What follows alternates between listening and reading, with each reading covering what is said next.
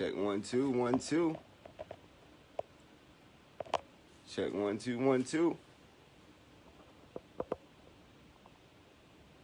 We're looking out there. You already know what it is, man. This is Hood Politics, Season 2, Episode 2. We got my man DJ.WIZ in the building, man. You know what I mean? This is the warm-up. We're going to let y'all chime in, man. Throw them thumbs up, man. Hit that share button. Tell a friend to tell a friend, man. It's Hood Politics. We in the building. You already know. Yes, sir. Yes, sir. Once again, big shout out to all my sponsors, man. Braids by Indy, Mr. Martin's Detailing, Miss Martin's Cookies, SKS Lemonade, Lemonade Kids, Groove City Mini Mart, Groove City Entertainment, Hip Hop Discussions, Mopar Mob, Auto Club, and Top Ops Cleaning Service, man. Big shout out to all the sponsors.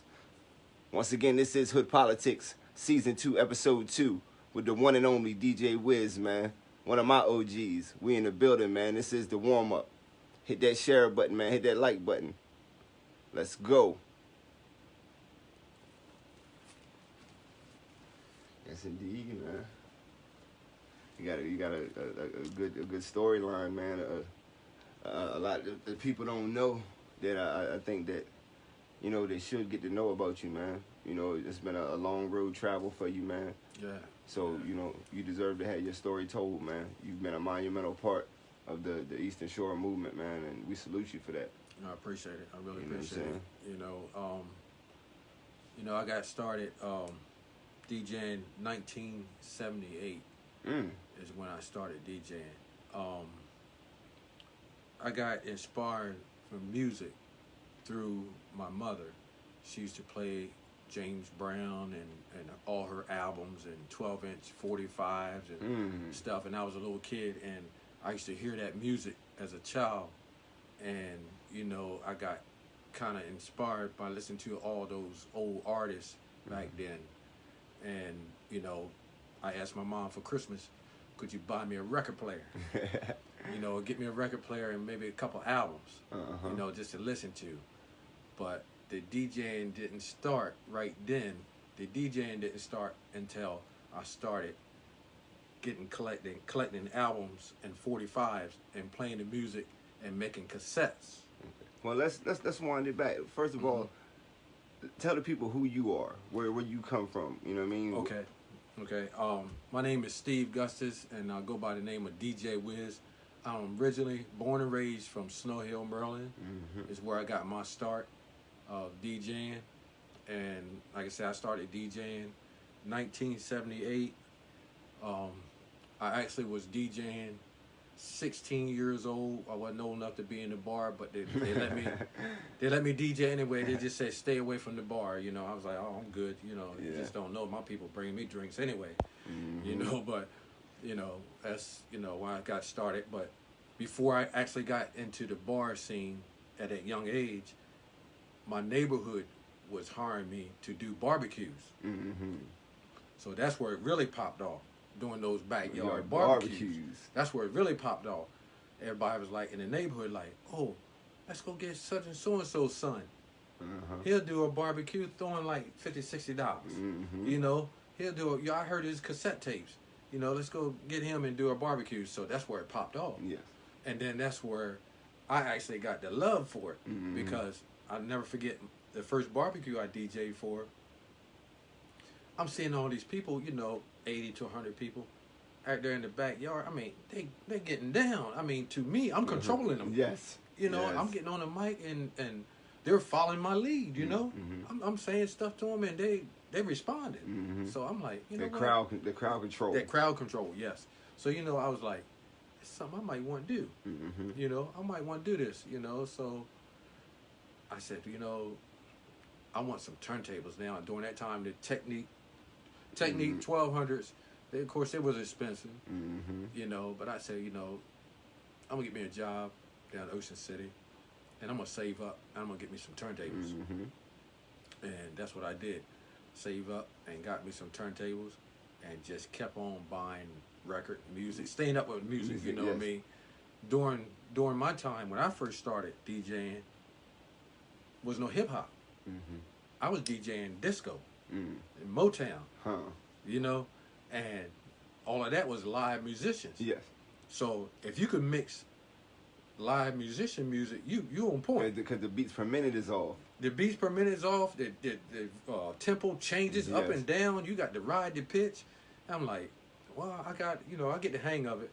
Then when the digital era came, it was real easy. Because I learned how to mix with live musicians. Yes. It makes a big difference. I try to tell a lot of DJs, this is like when doing blends. When I do blends with old school R&B, the tempo changes so much. You got to keep your hand on that pitch. Yes. It'll get away from you. And that's why I learned to DJ by ear. I know things are different now, and you see DJs with no headphones on, but I'll never do that. I'll always have headphones. That's the way I learn. Because, like you said, that pitch can get away from you. And if I got it in my headphones, and if it's off, I'm not even gonna bring it in for the people to hear it. Yeah. Well, who was there any other DJs that kind of helped you form your technique as far as when you was coming up? Yeah. God rest their soul, they're all gone. There was a guy by the name of Big Wood from Snow Hill, Sherwood Waters, Scotty Waters, another gentleman by the name of Flip Waters. I used to watch those guys as a young kid DJing at the local bars. Yes. And they influenced me and kept me up with the music. And those guys back then, Jocko, the mighty Jocko. He was originally from Stockton, Maryland. The mighty Jocko. I used to watch him. He was a lot older back then, but I used to watch him, and he didn't mix, but he know what songs were hot. He can keep them on the floor. Yes. You know what I mean? And that's the thing. Like I say, you gotta learn your music. I try to explain that to some DJs. You can't just learn hip hop and R&B. You gotta learn all genres of music. Yes. I mean, if you want to stay busy. Yes. In this game. Because there's levels to this DJ. That a lot of people that don't see what we do. Yes. Behind the scenes. But I gotta mention the first actual group. Big shout out to Magnum Force. That was our first group. Me being solo, I collabed with two other DJs that heard my cassettes, and they were like, "Hey, let's put this group together." Yeah. So we put this group together, and it was called Captain Ron and the Magnum Force Swing Crew. Wow. Everybody had crews back then. Yeah. Yeah, we was Magnum Force Swing Crew, and God rest his soul, he's gone too. And we started that group. It was about 3 of us, but we ended up with maybe 10 in the group. After a while, I mean, everybody didn't DJ though. Okay. Some of them just helped on the door, getting the money, work the lights, things like that. But that was actually first group that I started with, Magnum Force, and then later in the years, they went their separate ways. Okay. And I kind of fell back for a little bit. But then another DJ got up with me, and we started a group, Funky Sound Production. Okay. Yeah, as me and him and a couple other guys. And God rest his soul, Jerry Shockley. We rolled for a few years with Funky Sound Production, all down in Virginia and everywhere. And then he got married, and then I fell back again. Yeah, I fell back. And then later in the years again, I connect with DJ Skills in Virginia. Big shout out to Skills. Big shout out to DJ Skills. And then I connected with my man DJ Biggaroo in Berlin, and we formed the group Double Impact Productions. And we rolled for a good while. Yeah, we rolled for a good while with Double Impact Productions. And then again, later in the years, everybody kind of went their separate ways, and then I went solo again to myself, you know, started DJing to myself, and you know, and I kept in touch with Skills. I still do keep in touch with Skills, and you know, if we come together, like we try to put together a reunion where we came back together. Yes. A couple of times, you know, Double Impact Productions. But big shout out to Skills, because he kept us in Virginia. He kept us busy in Virginia. Yes, he did. Yeah, he's definitely, man. He's one of them grinders, man. Yeah. I've been watching him, so salute to him. Yeah. Okay. Man, you know, along your journey, man, you know, you've definitely been blessed, man, and, you know what I mean, I know that you fought a lot, you know what I mean, with a few health issues and things like that, man. You know, can we talk about that? Because that's definitely a triumphant thing that you've been blessed with, to still be here and be able to do what you do and influence, you know, the youth as well. Yeah, I had a stroke in 2016. I had a stroke, and I had 2 brain surgeries, and I was diagnosed with congestive heart failure all one time. All one time. I actually was on life support for about 5 days. You know, like I said, my wife, my #1 supporter, never gave up. You know, never gave up. Prayed, and of course, you know, people that are on life support, you know, a lot of times after so many days, they'll come to you and be like, well, what you gonna do? You know, more or less you're gonna pull the plug. Yes. But, you know, but my wife was like, no, you know, we'll see what happens. So, you know, here I am. Thank God. I gotta thank. I mean, with this DJ thing, to be 57 years old and still be relevant, I would never think in a million years that being this age that I'll still be in demand. You know, definitely. Phone ringing off the hook. Yeah. You know, at this age, you know, I know, you know, there's no disrespect to any DJs, but I know some DJs, you know, that they barely get a gig. You know, they might get 1 gig a month. You know, I can say I'm not that DJ. You know, I've been blessed. I get enough. I get enough where I can share too to other DJs. Well, one thing that I gotta applaud you for is, man, your consistency. So I think that's one of the reasons why, you know what I mean, you're still highly sought after, because of your consistency in this game, man. Like your work ethic, you know what I mean, and that kind of rubbed off on me, you know what I mean, just as well as a few other DJs and people in my life. You're one of them, man, and I just want to applaud you for that, man, to put that work ethic out there. And for certain guys like us and, you know, a few other DJs, man, we applaud you for that, and we try to set ourselves up that way to do the same. So, I really appreciate that, LYNX, because I try to lay the blueprint down for a lot of DJs, upcoming and veteran DJs. I try to lay the blueprint down because I'm like, you know, this is the way I've learned, and if I can help the next man, the next DJ, to get where I'm at, I'm with it, you know. But I just want that DJ to have it in his heart to want to grind, want to get out there and do, you know. You can't just sit back and think your phone gonna ring. You got to put in some work.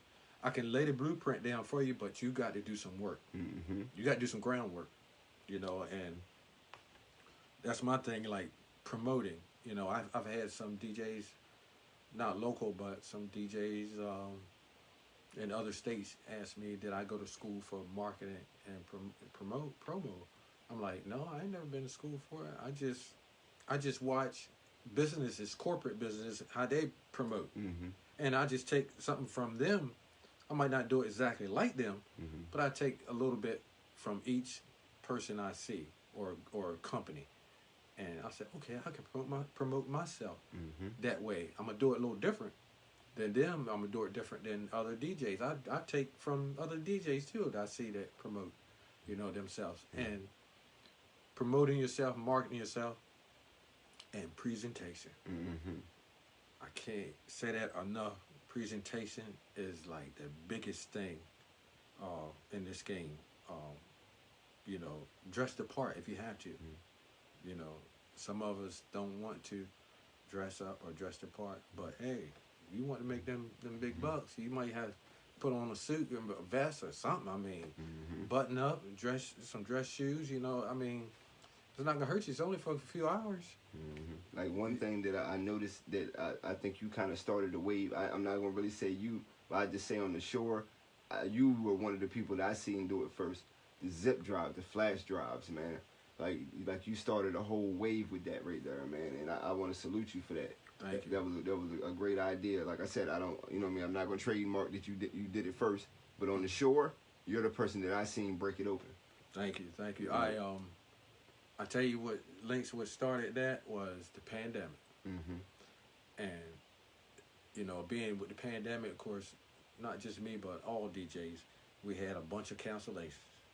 You know, a lot of stuff last year got canceled.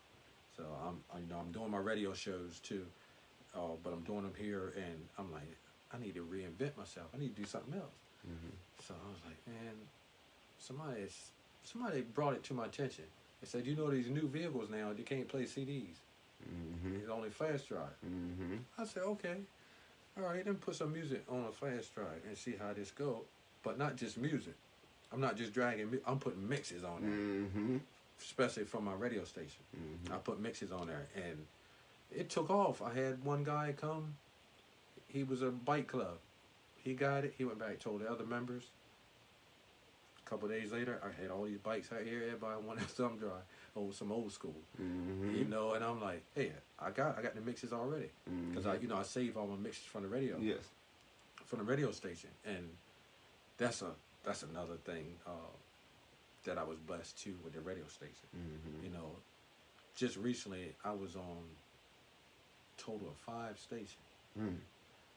Yeah, different days, but I was on a total of 5 stations. And it was good. It was all good. That was all during the pandemic. It was all good. Kept me busy. And of course, people also see me on Facebook Live, and it got me noticed. You know what I mean? I got followers now in Germany, Africa, and the UK. And I don't mean just follow. I mean, I had a guy from Germany actually hit me for thumb drives. You know, and I thought that was major. Yeah, definitely. From another country. Yes. You know, some people might not think that's a big deal, but to me it is. Yes, definitely. Yeah. To me it is, because the old school that I was playing, he was like, "Oh, we don't get to hear that over here." Yeah, they're probably only getting some of the newer music. The newer stuff. The old school, no, like, you know, your 80s and 90s hip hop and R&B. They're like, "Oh no, we ain't got no stations or nothing like that to play that over here." You know. So that was a major for me. And, you know, also one big thing, I can't elaborate on it too much. I only can say that I was given a major opportunity to sign with a record label. And this was just last year. I can't go into too much detail about it. You know, the legal stuff, but I was approached. I can put it that way. I was approached. Shocked me. I was like, huh? Me? You know, sign with, been following you. You know, I always tell DJs when they go live on social media, whatever, do what you do. You never know who's watching. Yes. You never know who. If you have but 10 followers, don't worry about it. You never, out of them 10, you don't know who that one of them might be. You know what I mean? Yes. You don't know who that might be. So, you know, every chance I get, I go live. Definitely, man. Definitely. You know. Well, once again, this is Hood Politics Season 2, Episode 2 with DJ.WIZ, man. Want to give a big shout out to the sponsors again. Braids by Indy, Mr. Martin's Detailing, Miss Martin's Cookies, SKS Lemonade, Lemonade Kids, Groove City Mini Mart and Superstore, Groove City Entertainment, Hip Hop Discussions, Mopar Mob Auto Club, Top Ops Cleaning Service. Once again, back to DJ.WIZ, man. You got any future ventures, man? Anything that you got up and coming that you're working on, or you know what I mean, you have ideas with. I see that you've been, you know, dealing a lot with the World Play DJs, man. Could we elaborate on some things you got coming up? Yeah, yeah, World Play DJs. I'm actually the vice president. Big shout out to World Play DJs. DJ Real is the president, and we are working on trying to get more DJs, local DJs, to come together.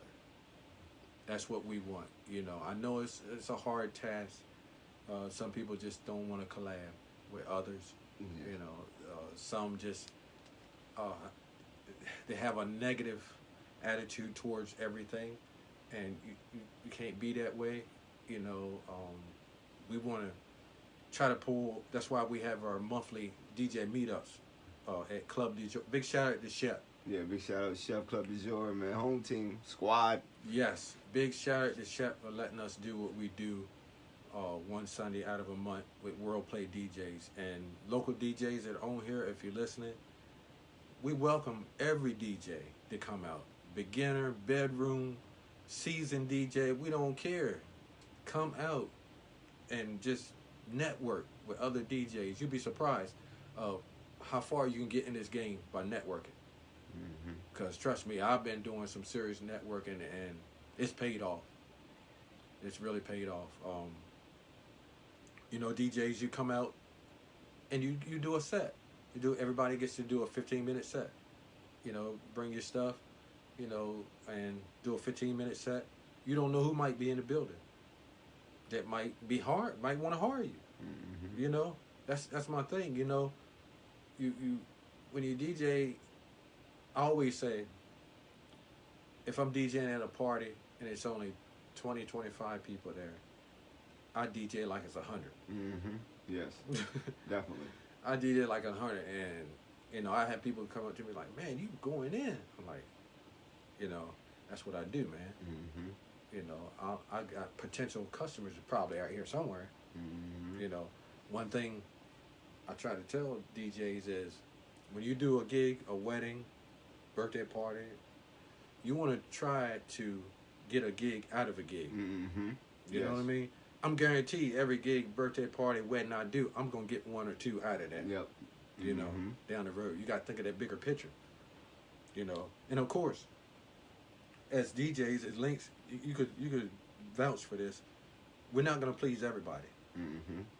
You know, it's 150 people in the room. You know, one or two might not be happy with what we play or what we do. Some of them, they'll come up with a request, and if you don't get it played, they call you all kinds of names in the book. You know, DJ, well, he sucked. You know, but it doesn't matter to me, because the majority, I got the majority. Yes. I got them on the floor.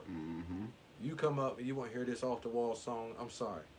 It's just not fitting the agenda what I'm doing. You know what I mean? That I'm in. Yes, it's not fitting. It's not fitting. So, you know, I'm sorry. You know, I would try to get it in if I can, but if not, I'm sorry, because actually, you know, the people that's paying me, doesn't want you need to please. Right.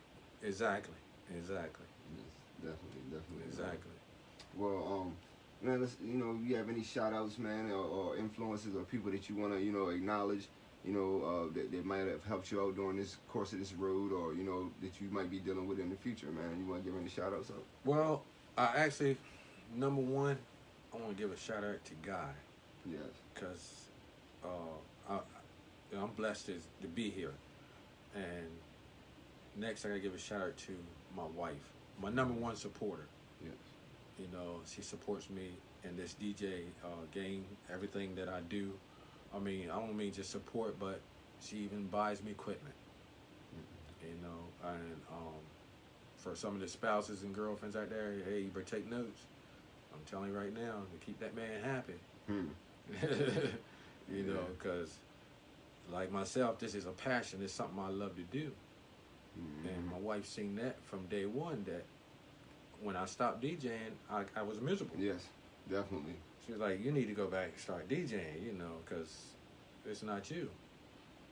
And once I started back DJing, because I can go somewhere you DJing at a wedding or something, and if I stop DJing, guess what? I'm gonna be up there with you. Yup. I'm gonna be. My wife said, "Oh, he's gonna go up to the DJ." You know, it's just natural, man. It's just natural. So I needed to go back and start back DJing. But I'm gonna give a shout out to my mom, Shirley Gustis.